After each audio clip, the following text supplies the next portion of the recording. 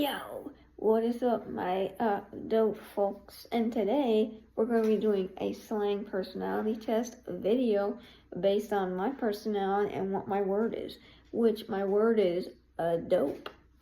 Now, dope is someone that's cool and does trendy things in life. They're center of attention and they just do something really cool and are known for being cool and trendy. So, what traits does dope measure? Of course, based on the big five, they tend to be more extroverted because they show off their talent in front of everybody. Openness to experience is high because they're creative. Since they can do something cool, they have to have some creativity.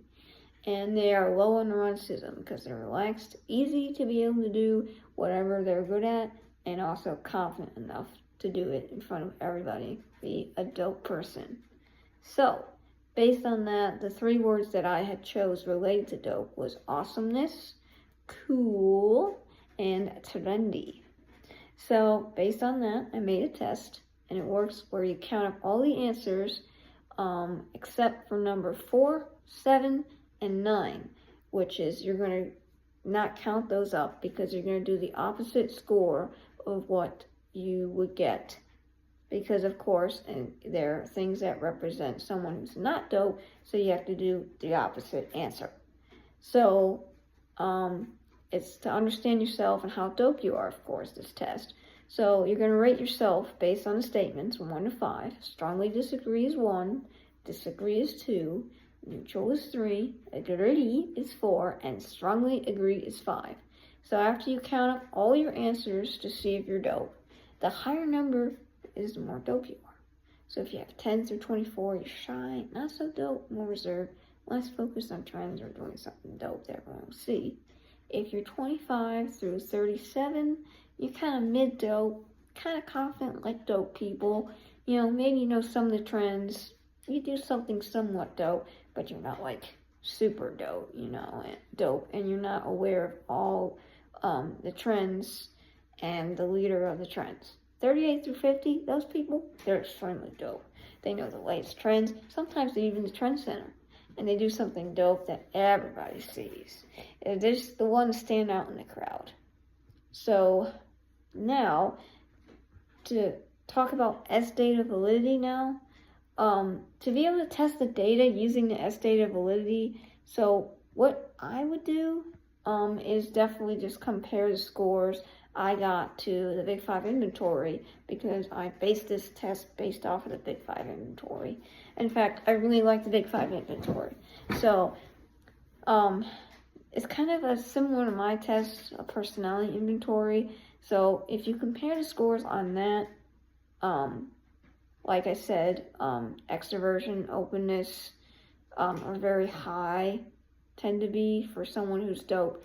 You can also see if someone tends to be more dope or not, and cross-examine the scores on the test I have for dope based on the Big 5, of course, for S-data validity.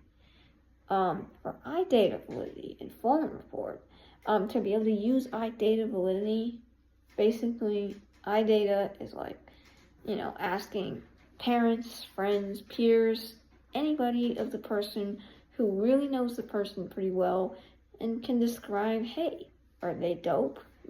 Are they the life of the party? Are they the trendsetters? Or are they just, in the background?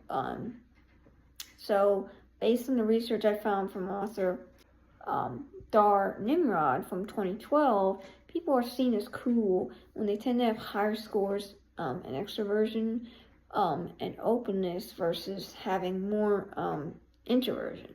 So dope people are definitely more social and even out of the box thinking when they're dope because they're doing something cool. That's why they're dope. So for L-data validity, life outcomes. When you do the L-data validity, you're looking at real-world data of, their life outcomes. So you're looking at, maybe high versus low scores. So someone, example, who's high on TikTok or Instagram, have a following elsewhere, would definitely be dope.